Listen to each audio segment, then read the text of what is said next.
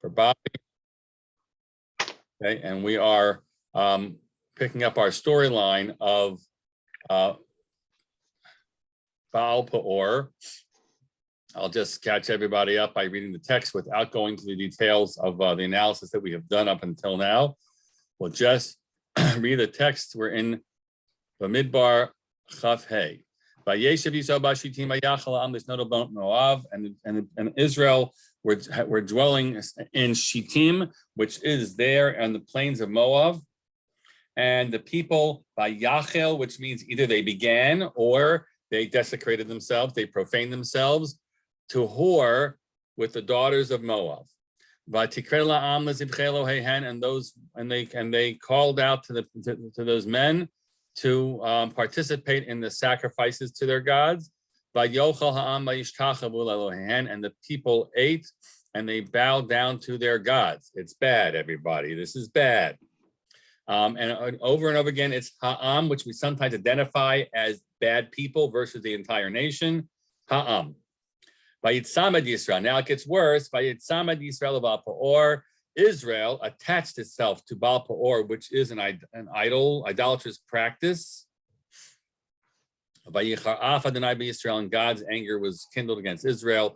The understanding of the sages is that it involves defecating before the pagan god, and clearly also involves liznot.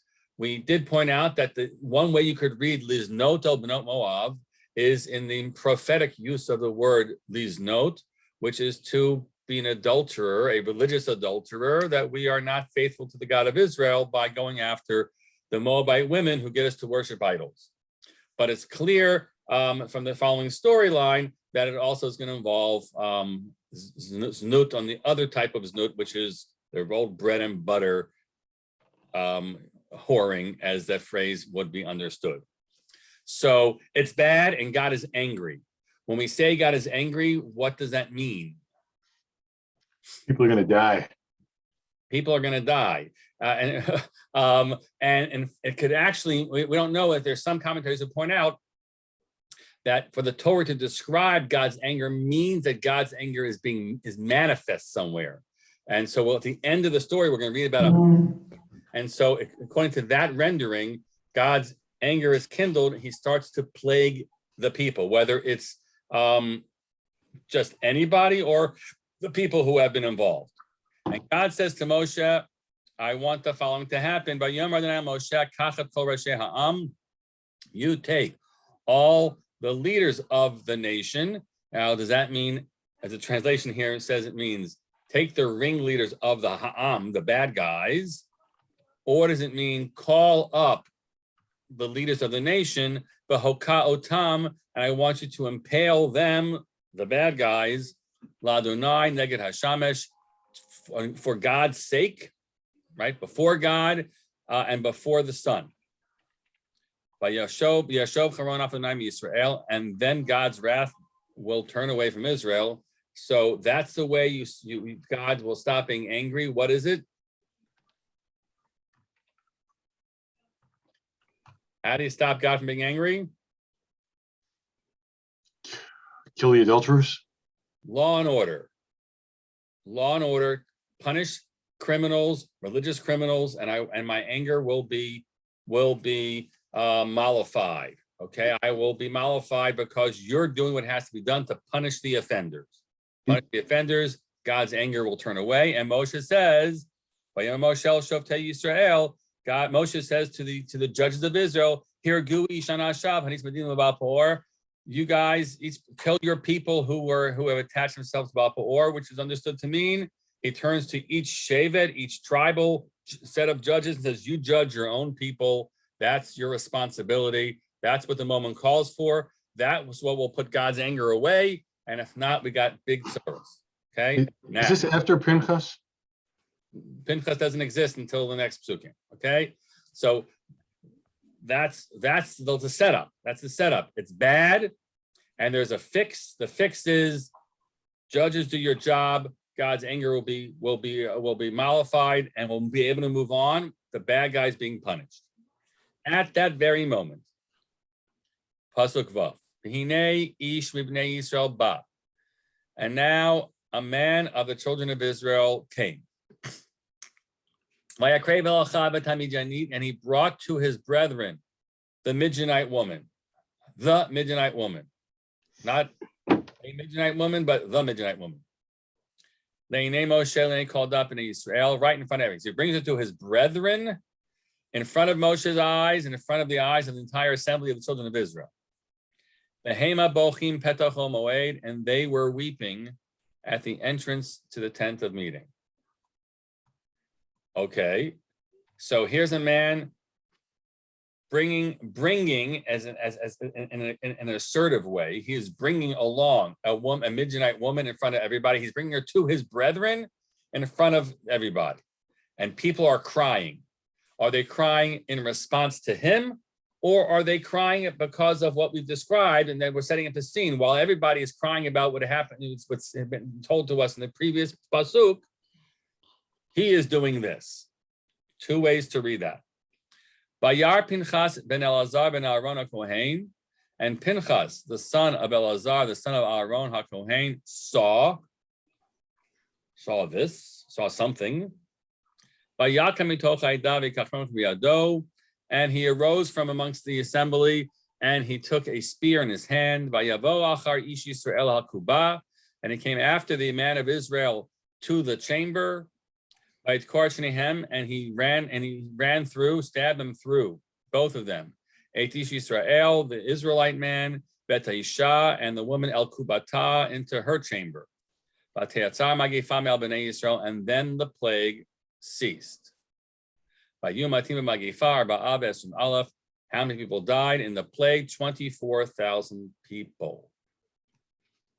So, was there a Magefa described until now? No. All we know is the Magefa stopped, Magefa being the plague. All we know is that he stopped the plague and how many people died in the plague. And that's what lends credence to the notion that the plague is implicit in saying that God's anger is kindled. God's anger is kindled means he's going to plague the people for what they're doing.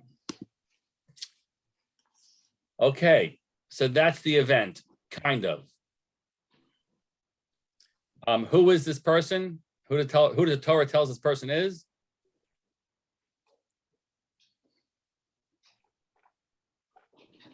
It's a prince. Who does the Torah tell us here this person is? You mean a certain Israelite man? He is an unnamed Israelite man, right? And in certain ways, he's an everyman. Although she is the Midianite, he is an Ish, Mibnei Yisrael. So does Ish mean an insignificant man? Doesn't mean it could be any man. It could be just somebody whose name we're not choosing to reveal right now. Okay, we'll pause for a moment. No, not going to pause for a moment. We'll cheat. We'll go into the next parsha, which is really this continuation of the line here. And God, firstly, we'll skip this for now. God gives Pinchas a medal, okay, and a covenant of peace.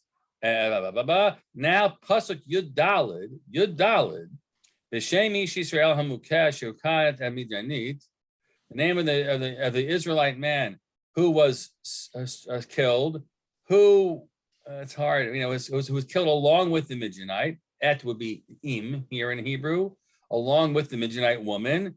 His name was Zimri ben Salu. Does that do anything for you? No, I don't think so. Not a name that we kind of know anywhere else, although Chazal equate him with other individuals in the tribe. Nasi Beit Abba Shimoni. Now we got a piece of information. Nasi Beit Abba Shimoni. He is a prince in a household in Shimon. Okay. Oh, he's actually not just any man. He's a man with a position in the tribe. He's a prince of a tribe in the tribe of Shimon. B'Shem Ha'isha Hamuka Hamidianit. And by the way, the name of the woman who was killed, the Midianite, Kozbi Batsur, Rosh Umot Beit Abba Midian Hu. Her father was also a tribal head in Midian. All right. So now you're talking about, privileged elites in amongst the Jews and amongst the Midianites who were involved in this act. So for the moment, I'll just ask this question. Okay, fine. So now we know the answer. Who are these people? All these people. So what question do you have of the Torah?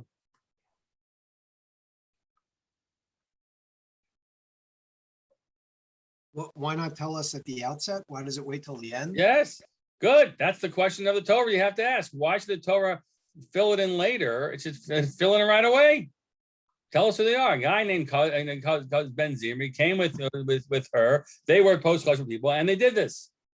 Yes, that's a good question. I'm just gonna layer this for you.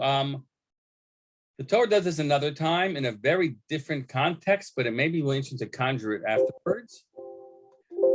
People are unnamed first and then named later.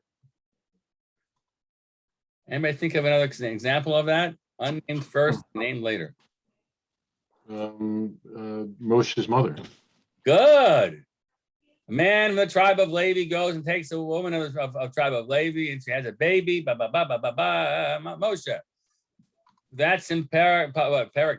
I'm making it up. Parak Beit. Yeah, it's Parak Beit. I mean, Parak Aleph. I don't know. It's early, right? It's early. We don't find out until Parshas Va'era. A parsha later, we find what Moshe's parents were named. Amram and Yocheved. So, and so it turns out a man of my woman of turns out to be Amram, an important person. Seemingly he might not. I don't know if he's not C in there, but he's like an important person. So that's just interesting for us to kind of note. The Torah did it over there too, and partially because they didn't want you to get caught up in anything but the birth story of Moshe. And so we don't want names. So are you saying, oh, I know him, went to, as his third cousin, went to school with me, blah, blah, blah. No, we want to talk about the birth story of Moshe. We'll deal with the yichus later on. So if you apply that same principle here, what would you say?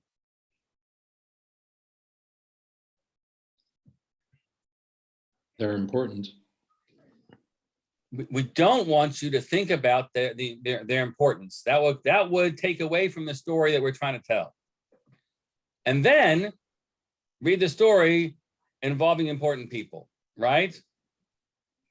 So let's take a look. That's kind of what Rav Hirsch says.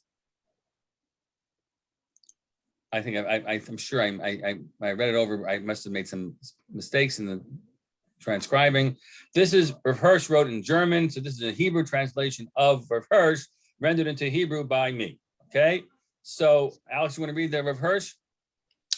A man from the children of Israel, from verse 14 ahead, we learn that he was one of the princes of the tribes. And nevertheless, here he is described in a nondescript manner as a man of the children of Israel. That was, it appears, to enable us to judge his actions only from the perspective of that of an Israelite.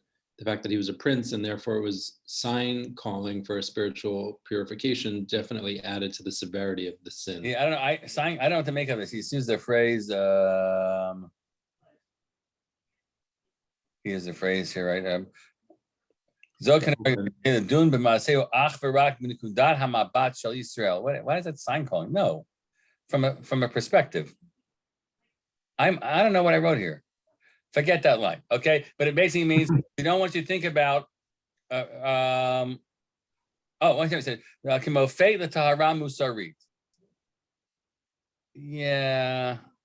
I'm not sure. Okay, whatever it is. His point is that read this as a terrible story because any Israelite did this, and then read it as an even worse story because a Chashava Israelite did this. But you shouldn't think that it's only bad because a guy with with elite pedigree did this. It's bad if anyone did it. So that was kind of his angle. Then it's Siv claims from the get-go, you're not reading it correctly, right? You want to read that as well, Alex? From the children of Israel, from the elite and Torah scholars, and he brought her to his brethren, his colleagues, the Torah scholars, before the eyes of Moshe. This wicked man went so far in his audacity that he didn't refrain due to Moshe's greatness, and he had no shame from the masses and our shared members of faith, the children of Israel. and they were crying, he lost the feeling and the compassion and the anguish of the scholars of Israel. So he's focused around again and again the Gedolei Torah, that there's no busha in front of the Gedolei Torah. I kind of wonder, in the back of my mind, is like the Netziv thinking about an era in which you have people who are, people who grew up amongst the Chachamim, and then they became maskilim, they became, free thinking people, and so he kind of uses that language over and over again, what it means. His brethren, the Gedolei Yisrael, he has no shame. He's right in front of him. He smokes in front of them on Shabbos, like that's the kind of, I wonder whether the Netziv is kind of, conjuring that or not. But for him, don't read this as unnamed. It means a person, a chashuv, a person. I'll tell you his name later on, but he's a chashuv, a person, and everybody are chashuvim, and that's what's so terrible about this. Okay, so what does it mean? Let's go there phrase by phrase. By Yakrave, he brings her El Achiv, right, to his brethren. So let's read a few approaches to this. We'll start with Rav Hirsch. Dan, you want to read for us? You want to unmute and read? He brought her there to mock them in this way. L'ogbahem, to mock them, right? This is why is he doing this? To mock them. Go on, Shadal. To aggrandize himself through her and to show them just who this woman was that he found for himself, that she was a daughter of a prince of Midian. Wait, what's Shadal saying? That's interesting. Why does he bring her to his brethren?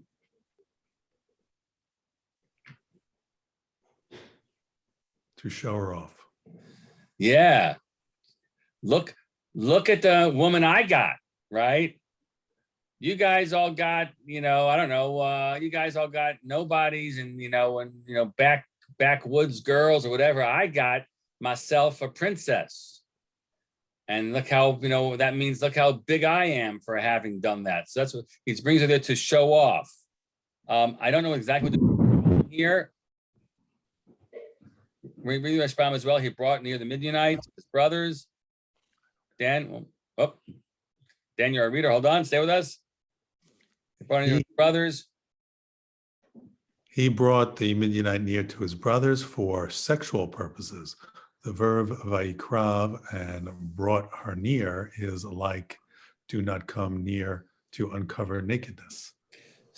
Yes, I'm not sure what he means there. I mean, again, he does have sex with her, right? But does it mean that he brought her to his brethren so that all of them could have sex with her? I don't know exactly how's he, what he's imagining here, but that's the theme is focused on his intention, at least for himself, and maybe to offer her around for others as well. Okay. Number two, the Torah describes, well, we can skip the Kubah, right? Later on, Pinchas stabs him through. He goes into the Kubah and then stabs her and stabs Kubata as well. So, which Kubah is this?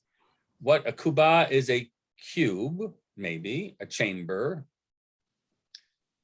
So says. So let's see what he says. The Bechor Shor. Gabi, you reading the Bechor Shor? The others who had succumbed had gone to the kubot, chambers perhaps, of those harlots. While he brought her to the midst of the camp, brought her amongst his brethren, and he made his own tent the harlot's chamber, and he was brazen-faced in public. And it was there that Pinchas slew him. Okay, so El HaKubah means he takes her for a little walk around. Everybody see this. Brothers see this. Hey, Moshe, see this. Everybody else see this. And then he makes a beeline to his tent, pulls the tent curtain closed, and that's what's going on. And so Pinchas goes to the tent and kills them. Let's read the Ralbag's read. It's even more fascinating. Read that as well, Gabi. And after he brought her before his brethren and returned with her behind him to the chamber to entertain himself with her, and the chamber was thus the one of the Midianite woman. Scripture told us this to convey the praise of Pinchas, who was unafraid to go amongst the Midianites to slay the daughter of princes. So the Ralbag's read is he takes her for a little walk around in front of Moshe and his brethren. And then what does he do? He goes to her tent. He walks out of the Israelite camp and heads to the Midianite camp and sleeps with her there. So he does it just to show everybody what he's going to do and goes elsewhere far away. And Pinchas, God bless him, maybe, okay. Pinchas follows him and goes into the Midianite camp and kills them there. And so once you accept that, then Pinchas really is a pretty brave guy. Right? Pretty brave guy to go and kill. I don't know if he knows who she is, but man, I guess he just showed off that she's a princess, right? And Pinchas has enough bravery to go and do his act there and come back to the camp of Israel. One last part that we want to kind of analyze here is vehema bochim. That phrase that's used, we asked the question, and they were weeping. That's that.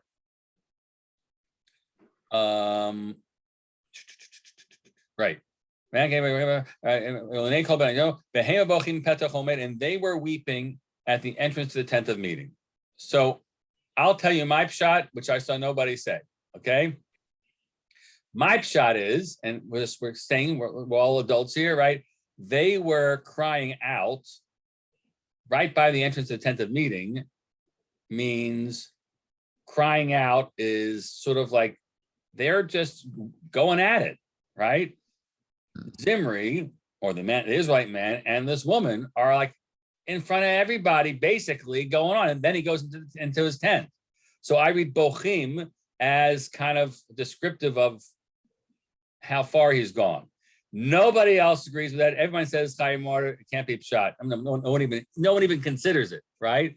And they are crying refers to the other antecedents, not the Israelite man and the Midianite woman, but the other people that we know about.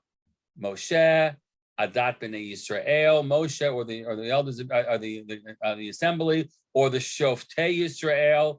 Okay, if it's them, then what are they crying about?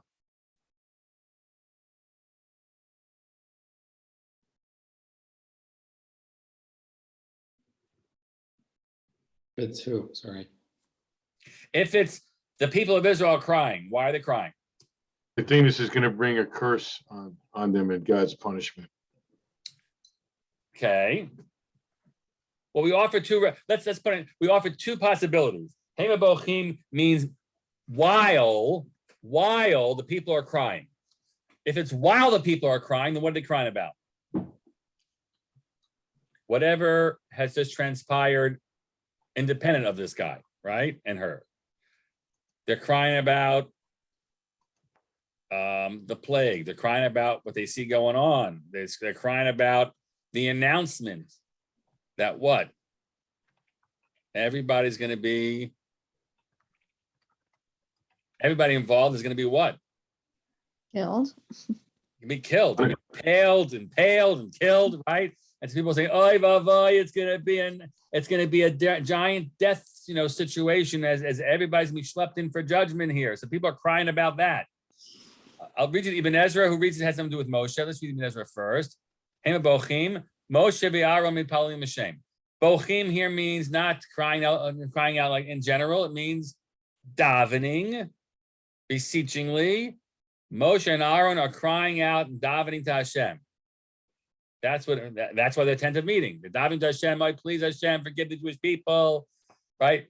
What's wrong with this Ibn Ezra? And I wonder if there's some Girsa issue here, but what's wrong with this Ibn Ezra? And Gavi wants you to ask your wife to do a thesis work on this. What's wrong with Ibn Ezra? Tell me. It's a simple thing once you stop and think.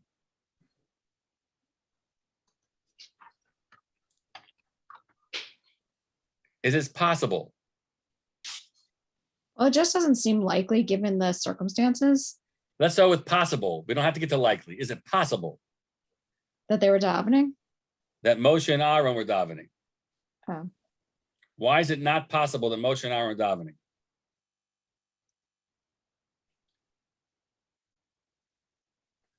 Because Aaron's dead. Yeah, that's what I was going to say. Aaron I just wanted to make sure we And were in the even correct Ezra? chronology here.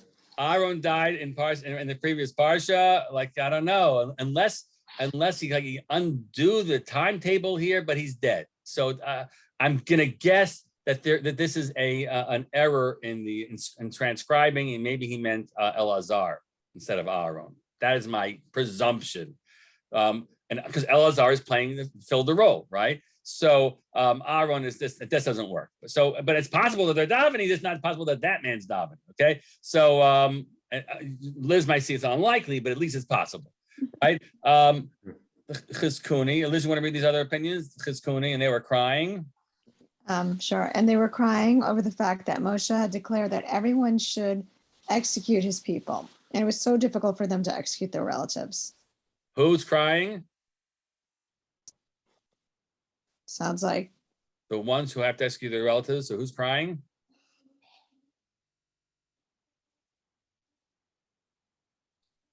The ones who have to execute their relatives. Who are the ones who have to execute their relatives? The judges are crying, right?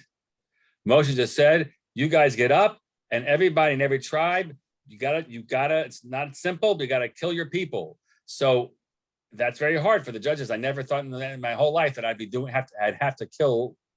I'd have to execute these people and my own peoples. Okay. And then the Bechor Shor says it's much more broadly. Go ahead, Liz. Children of Israel. the children of Israel are crying due to the plague that God's wrath had begun amongst them. Right. So variations on why people are crying, nothing to do in any of these with Zimri. It is Zimri comes while these folks are doing their crying for the other reasons. Comes along the Tanchuma, and now we'll read Rashi's version of it, and it's gonna reference kind of I think where Mick was going. Go ahead, Liz, read the Tanchuma. They were weeping.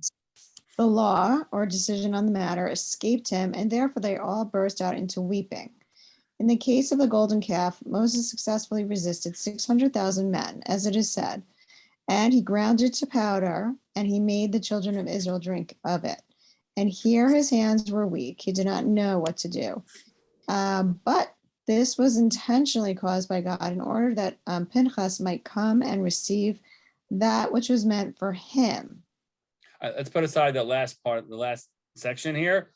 Why are people crying?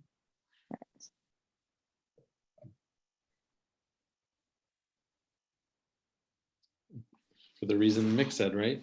They expect punishment to result. It has to do specifically with Right, golden calf. Moshe, right? With Moshe. And Moshe, and it's a contrast that they all have in their minds. This is the worst event, religious. I shouldn't say. The spies is a pretty bad event, okay? Right, but we compare already the decadence and the idolatrous component to what? To the golden calf, right? Because this is the only time that we really haven't the Jews involved in idolatry since then. So back then, the people are all they're caught up in a frenzy around the golden calf, right? Moshe comes down from Har Sinai. What does he do? Breaks the luchot. Breaks the luchot, and then what does he do? Grounds the golden calf, apparently. Grounds the golden calf into powder, and he makes everybody drink of it, right? And he says, "Let's go, Mila Shem Elai. We're going to punish these people. We're going to punish the people involved." And how many people died? 3,000 people died. And that would have, and Moshe does that because if he wouldn't have done that, then what would have happened? They would have all died. God already said, I want to kill them all. And Moshe kind of says, be calm, I'm going to deal with this, right? God said, I'm going to wipe everybody out. So Moshe is the hero in that story, and he deals with a people out of control in an idolatrous frenzy. Single-handedly, he comes down and brings law and order to this. And yeah, the people are punished, but it also regains the mental and emotional space of people that are otherwise lost it.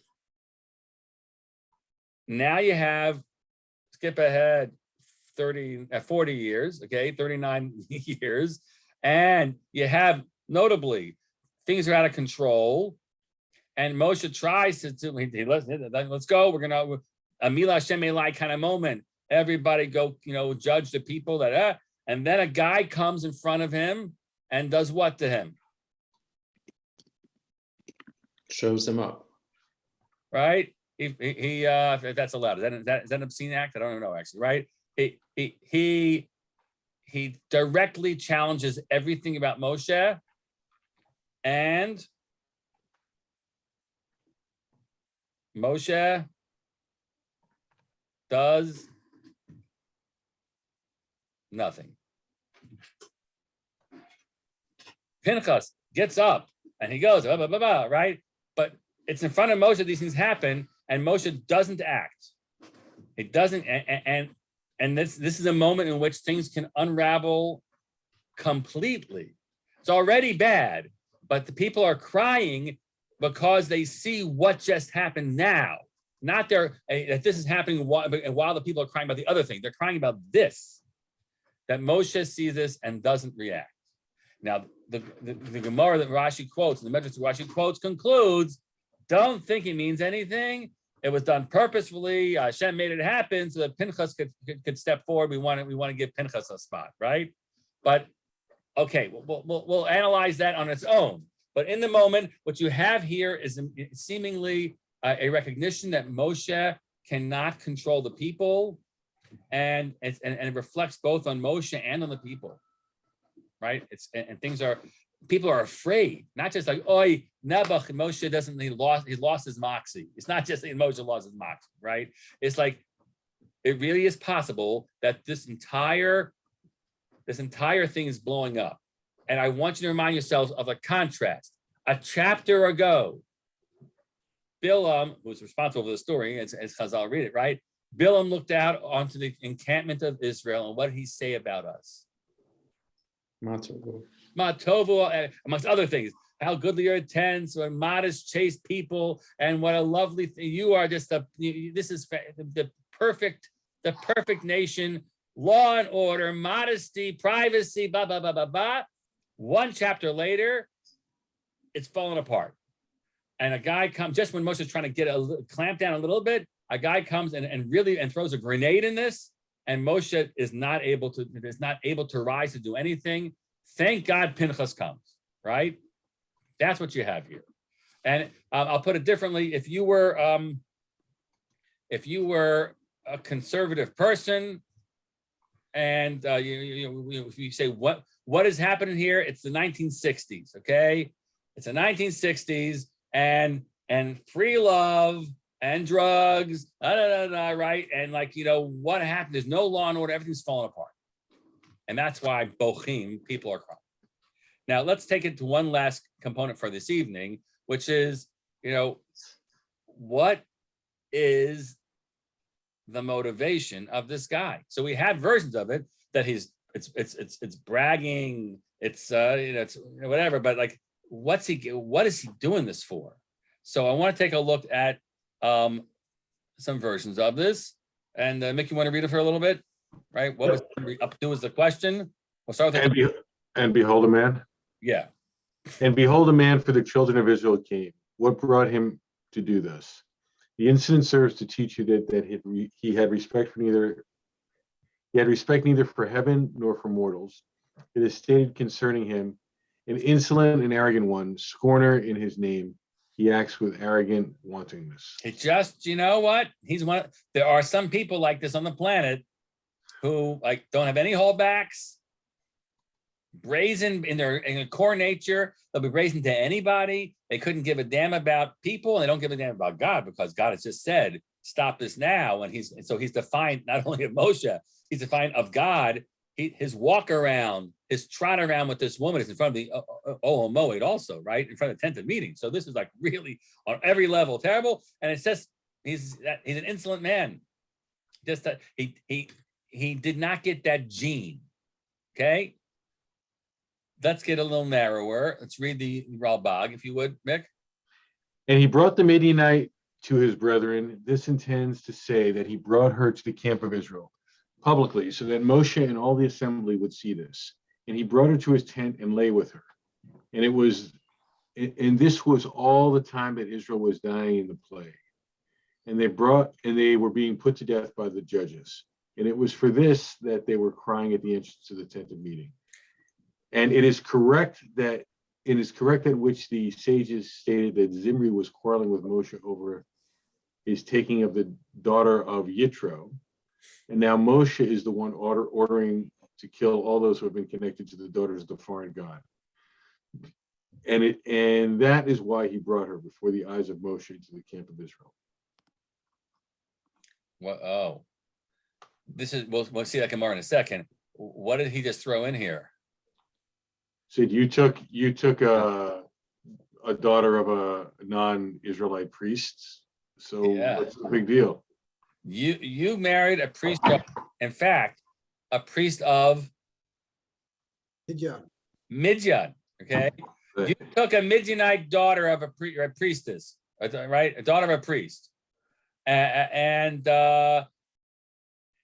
do you see something wrong, Moshe? That now you stand up and say everybody's got to kill the people that took the Midianite wives? Like, how about you start with your wife? So this is a direct defiance of Moshe, and a turn, right. So when Moshe tries to get control of things, he says, "Look at you, look at you." So all right. So does Moshe have an answer? Is there an answer for Moshe? I'm asking. Is there an answer for Moshe?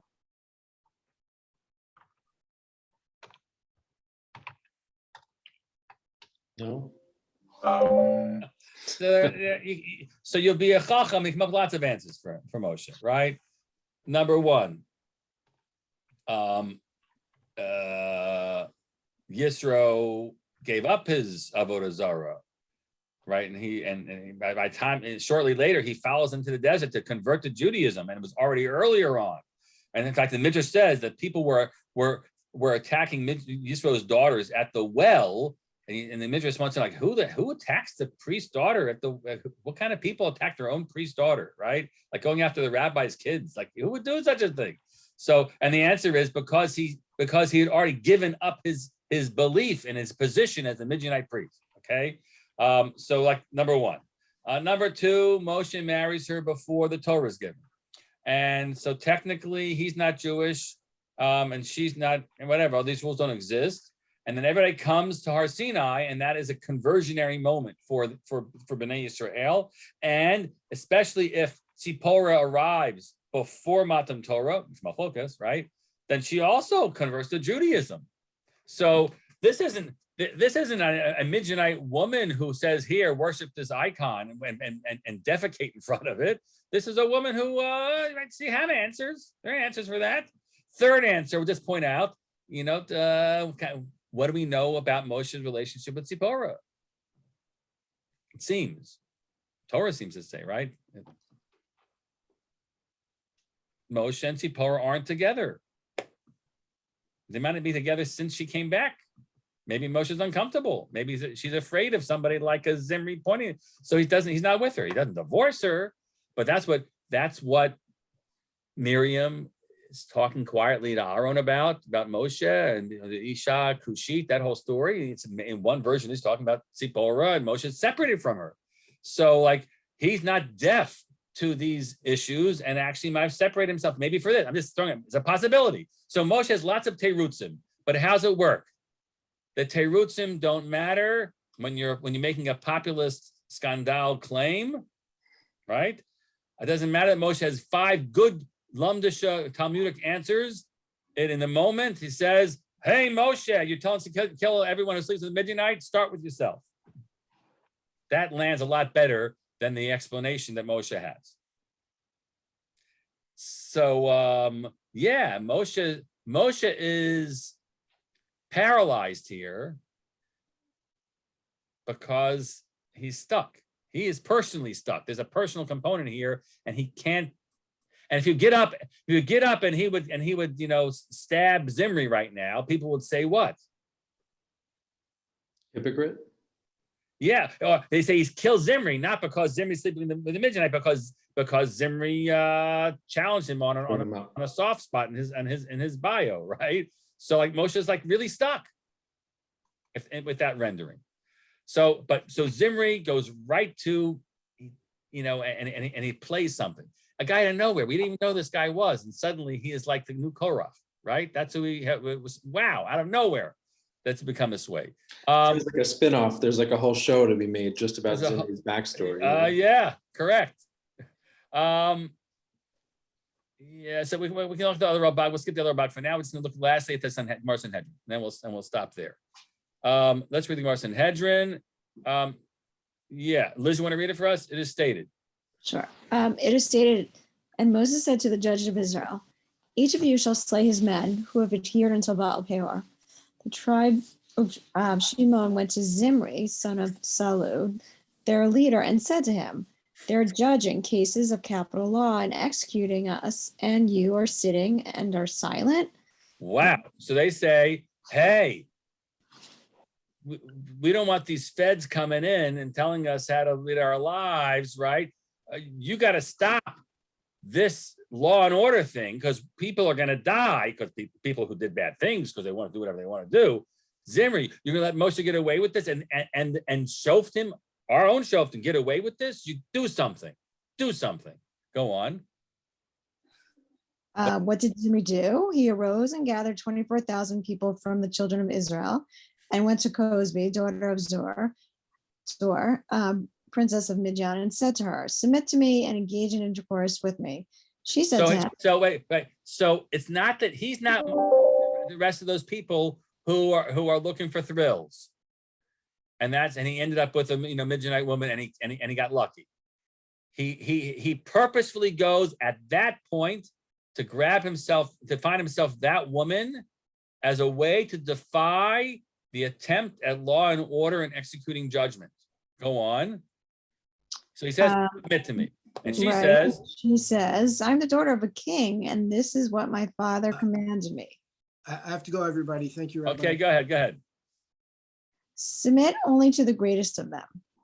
Zimri said to her, he too, referring to himself, is the head of a tribe. Moreover, he is greater than Moshe, as he is the second of the womb, and he descends from Shimon, the second son of Yaakov, and Moshe is the third of the womb, as he descends from Levi, the third son of Jacob. So her father had said, because everybody was involved in this plot.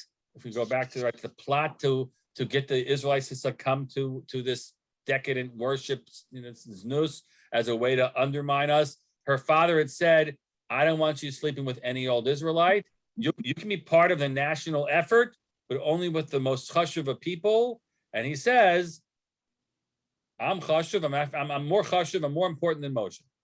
Whatever this, this twisted assertion. And then what happens? So he seizes her by the forelock and brought her before Moses. Which is actually quite intriguing.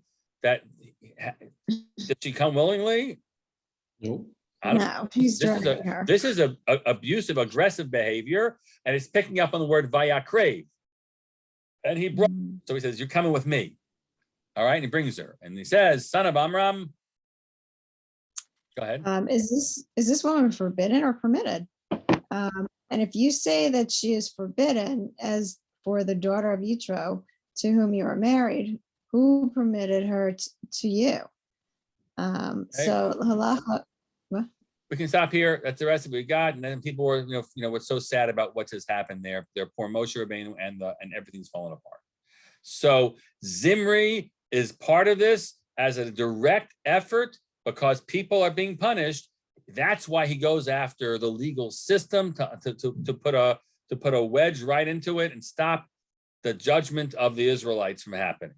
Okay, we'll pick up next week, part 2 of Zimri, and note just for the moment that the Gemara chooses to tell us that he gathers for himself how many people? 24,000. 24,000 people, which is not by accident. The Gemara does that, but we'll pick up on that for next week. So next week we can still do this time. Mincha should get us back right in time, right in the line for 8:15, and then I'll hop off at 9 o'clock or 9:05 for my other meeting. Okay. So is our former time a thing of the past now? Let's stop the recording.